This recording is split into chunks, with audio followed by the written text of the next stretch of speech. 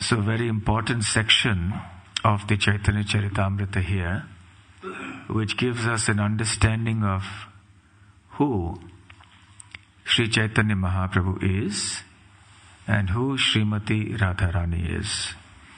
Very deep subjects, not easy to understand, but nevertheless it's essential that we try to understand at least the basic points about this, because upon these will rest our entire faith in our process.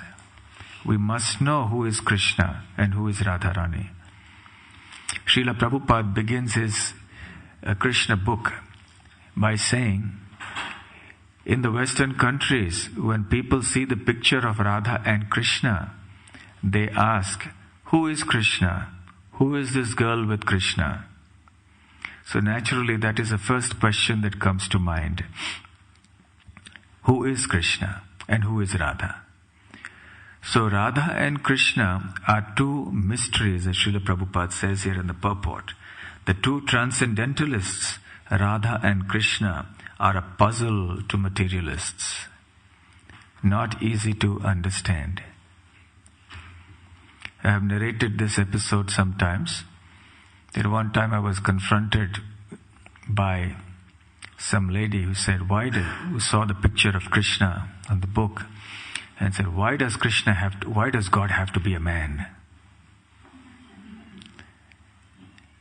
So I was a little taken aback by that. Wasn't expecting such a question. Why does God have to be a man?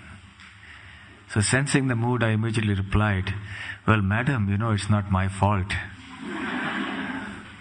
What can I do? And in any case,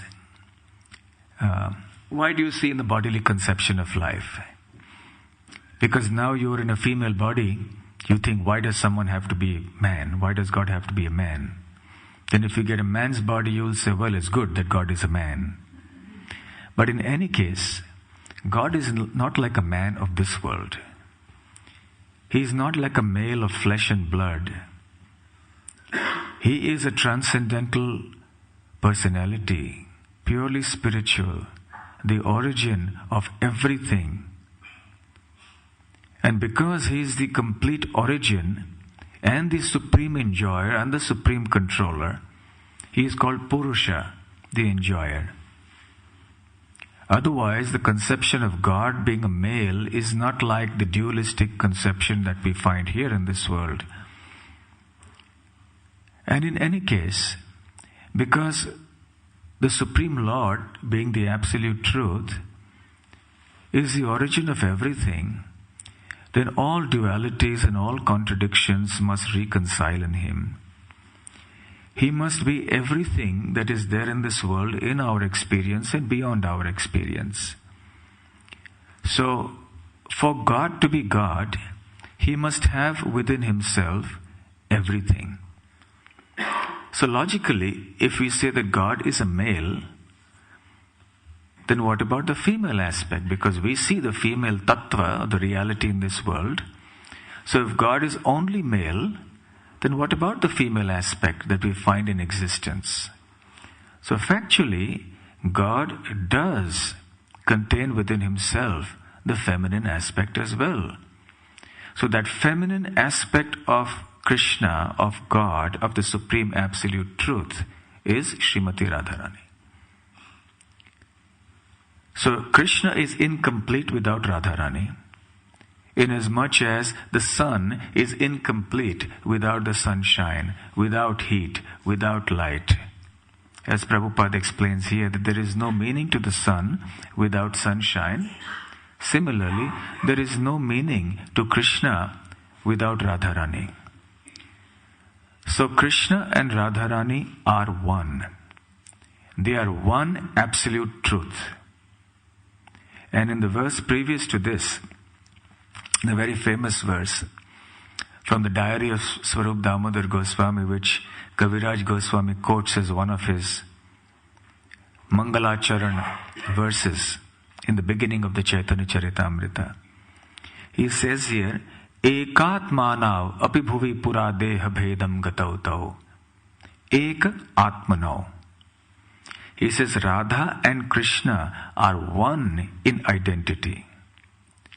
So we are talking on the basis of praman of the scripture, the evidence of the scripture, that Radha and Krishna are one in identity.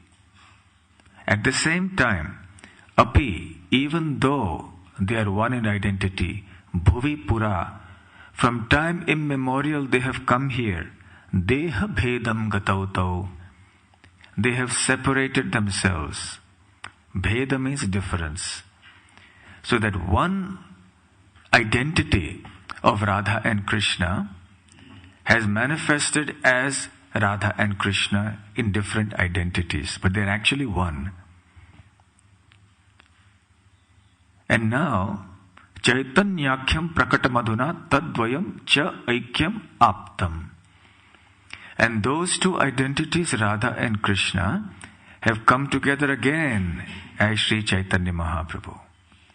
So this is the mystery of Krishna and Radha Rani and Chaitanya Mahaprabhu. Very, very simple. Of course, it's difficult to realize, but at least the principle is very easy to understand. So Radha and Krishna are one, but they have become two for the sake of enjoying loving pastimes. Radha Krishna pranaya vikritir ladini shakti rasmad. So the loving relationships between Radha and Krishna are the functions of the internal ladini potency of Krishna. They have nothing to do with the relationships of this world, which come under the jurisdiction of Mahamaya, or the illusory potency of the Lord. The relationships between man and woman in this world is on the platform of illusion. The relationship between Radha and Krishna in the spiritual world is on the platform of the topmost reality. So this is how we can understand the oneness of Radha and Krishna. So if someone says next time, why does God have to be a man? Then you have an easy answer, he is also a lady, simultaneously, because he includes everything within himself. Krishna is a supreme energetic, and Srimati Radharani is a supreme energy. And as Prabhupada explains in the purport, Vedanta says that there is no difference between the energetic and the energy, just as there is no difference between the sun and the sunshine. So therefore Radha and Krishna are one inconceivably and simultaneously. So this principle is called Achintya Bheda Bheda Tattva, as taught by Sri Chaitanya Mahaprabhu. And Prabhupada also mentions here in the purport about the three energies of Krishna, the three internal energies. Further ahead, in the Chaitanya Charitamrita, we are going to hear a very detailed explanation of this, very deep. But I'll summarize it briefly. Krishna has unlimited energies because he's a supreme energetic. But all these energies can be classified into three broad categories. The internal energy, which is a spiritual energy. Then there is the external energy, which is Mahamaya. And then there is the marginal energy, which is all of us jivas, the spirit souls. So the internal energy of the Lord has jurisdiction over the entire spiritual world. The external energy has jurisdiction over this material world. And we, the spirit souls, are in the jurisdiction of the marginal energy. So the internal spiritual potency of Krishna also is further subdivided into three, as Prabhupada explains here. One is called the Sandhini potency, which corresponds to Sat. We know that Krishna is Sat Chit Ananda, eternal, full of knowledge and full of bliss. And corresponding to these three aspects of Krishna are the three aspects of his internal potency. So corresponding to Sat, or the eternality aspect of Krishna, there is a Sandhini potency. Sandhini potency is that potency which is responsible for the existence, which maintains the existence of the Lord. The Chit factor of Krishna corresponds to Samvit. The Samvit energy is that energy by which Krishna knows everything, and also by which the living entities can know Krishna. So when we are practicing devotional service, we are getting to know Krishna bit by bit, a little bit. So that's the function of the Samvit energy of the Lord that comes through devotional service. And therefore gradually our understanding and realization of Krishna deepens with every passing day of performing devotional service. So that is the Samvit energy. And then there is the Hladini energy, which corresponds to the Ananda or the bliss aspect of the Lord. So the Hladini Shakti is that Shakti by which Krishna experiences transcendental bliss, and by which all other living entities can also experience transcendental bliss in relation to Krishna. Now this Hladini Shakti, in its essence, is Krishna Prem, is love of God. This Krishna Prem, in its essence, is called Bhava, or transcendental emotion. The ultimate limit, or the complete development of this Mahabhava, in personified form, is Srimati Radharani. Is it getting too difficult? Okay, I'll repeat that. Krishna's internal potency has three divisions. And the bliss potency is called Hladini Shakti. That potency that gives bliss to Krishna and that gives bliss to his devotees. Now, the essence of that bliss potency is called Bhava, which is transcendental emotion. The essence of this Bhava, or rather the essence of the Hladini Shakti is love of God. The essence of love of God is Bhava.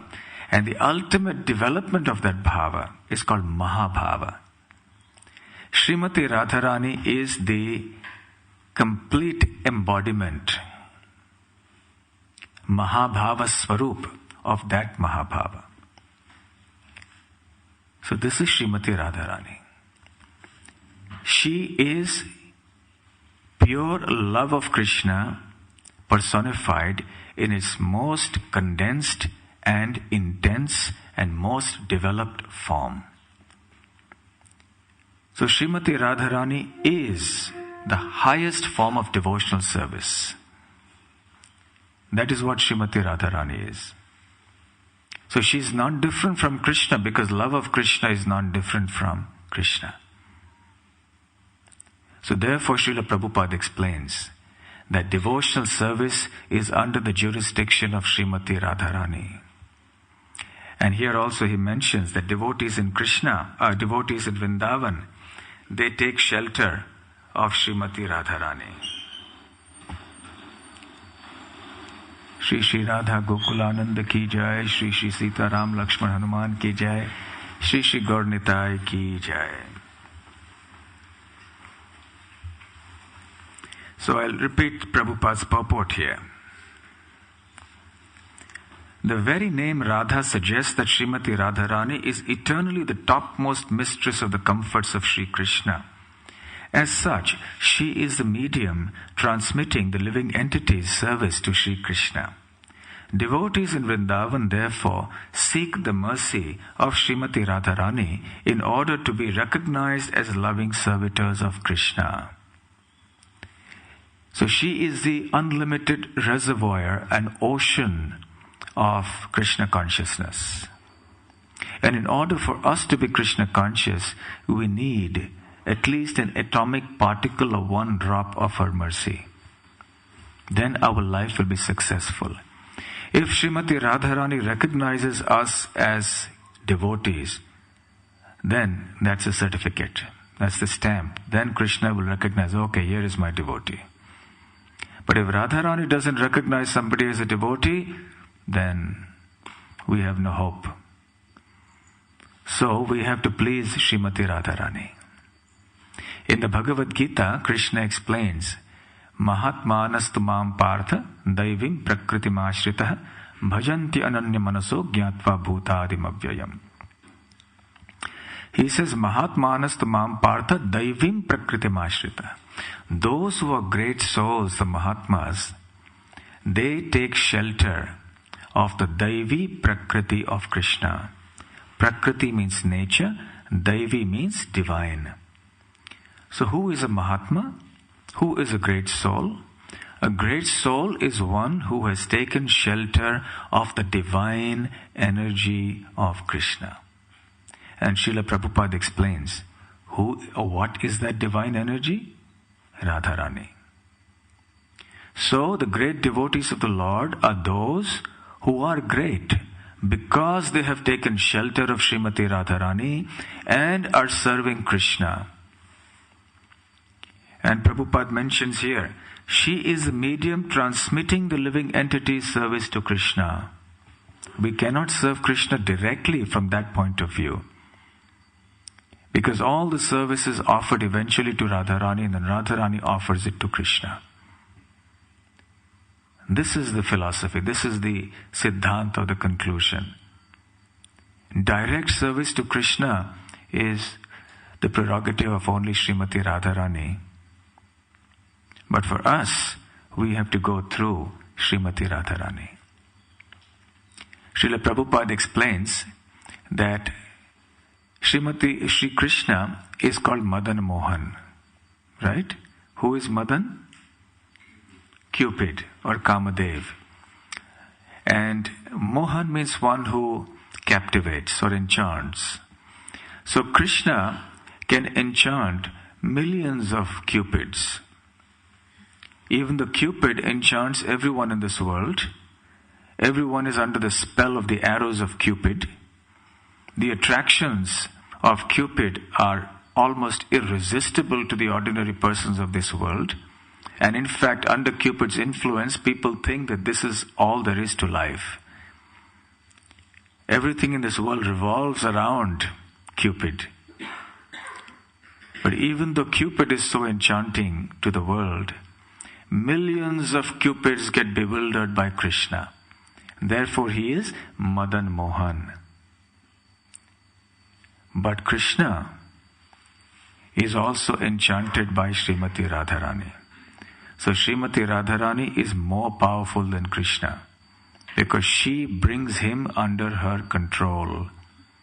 So she is called Madan Mohan Mohini, the one who bewilders the bewilderer of Cupids, of all the Cupids. Therefore, Srila Prabhupada explains that devotional service is more powerful than Krishna. Bhakti is more powerful than Krishna because it can control Krishna. In the Bhakti Rasamrita Sindhu, Rupa Goswami has mentioned that there are 6 primary characteristics of pure devotional service. Which is the 6th one? Those of you who have done Bhakti Shastri? Shri Krishna Akarshini, correct. What does it mean? Yes. Devotional service in its pure form attracts Krishna. And not just attracts, but it fully controls Krishna. And this specifically, Prabhupada explains in the Nectar of Devotion, refers to Srimati Radharani. So therefore, because there is pure love that Srimati Radharani has for Krishna, that love completely controls Krishna. Krishna cannot be controlled by anything else except love because he is the supreme controller. Elsewhere, Srila Prabhupada explains that there are many philosophers who want to become God by the process of merging into Him and so on and so forth. But Prabhupada explains that that is not intelligent. The devotee, what to speak of becoming God, he becomes greater than God. Because he can or she can control God, the Supreme Absolute Truth. Of course, the devotee doesn't serve Krishna with that calculation, that I want to become more powerful than God. That is not the devotee's idea. But nevertheless, such is the nature of pure love that Krishna submits himself to the control of his pure devotees. So this is who Srimati Radharani is. And that is why the gopis of Vrindavan, led by Srimati Radharani, have such a profound impact on Krishna that he practically becomes their puppet. This is the love of Vrindavan, and this is how Vrindavan is unique among all the places where Krishna is loved and served by his devotees. In Vrindavan, the situation is very exceptional. There are certain laws that Krishna has made which break down in Vrindavan. They no longer apply. In the Bhagavad Gita, Krishna says, Ye yatham mam prapadyante tams tathaiva bhajamiham. As you surrender unto me, I reward you accordingly. So if you serve Krishna this much, then Krishna also reciprocates this much, maybe much more than that, but in proportion. So that goes on increasing and increasing and increasing, and Krishna keeps on reciprocating proportionately to the surrender and the love that the devotees have for him.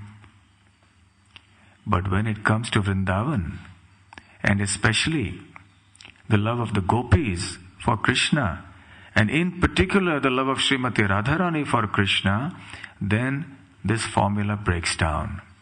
Krishna is unable to repay his debt to the gopis. Why is that?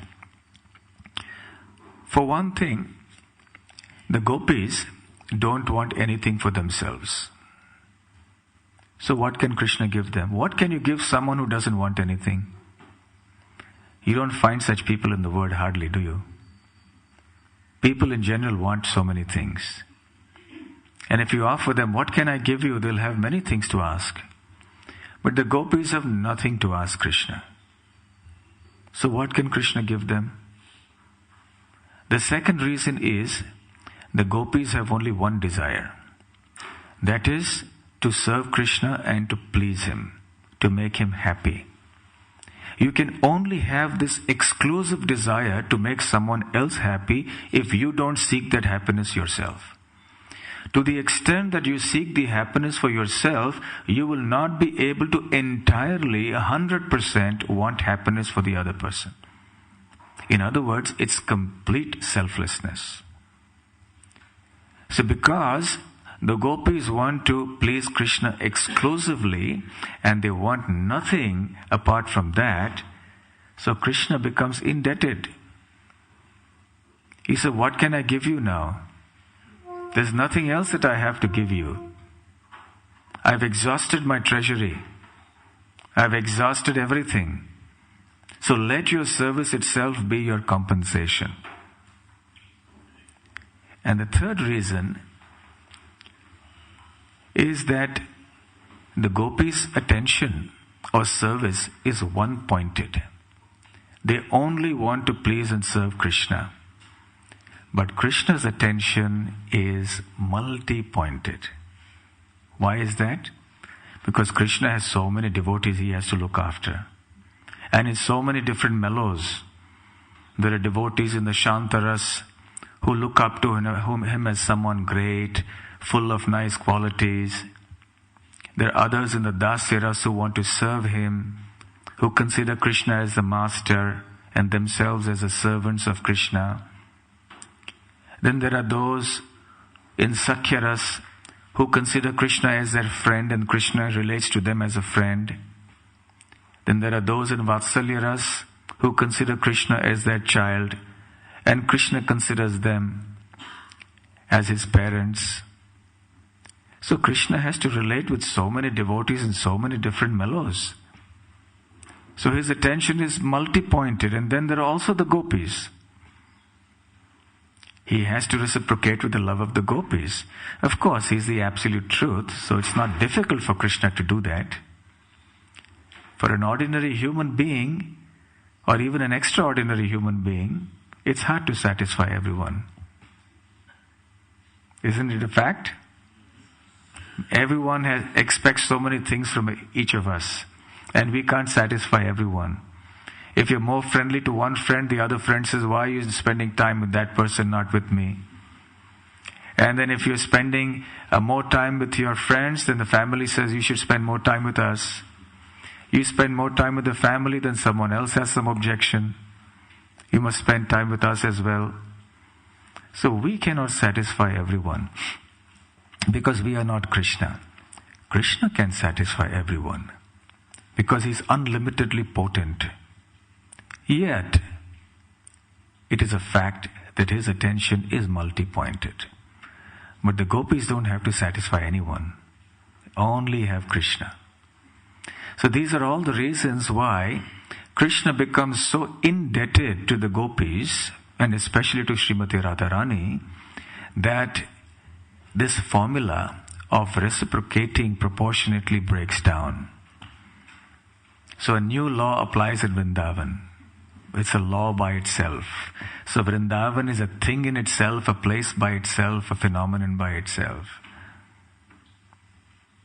And the only way that Krishna can repay or try to repay this love is to appear in the mood of Srimati Radharani and try to love him like the gopis, and in particular like Srimati Radharani loves him.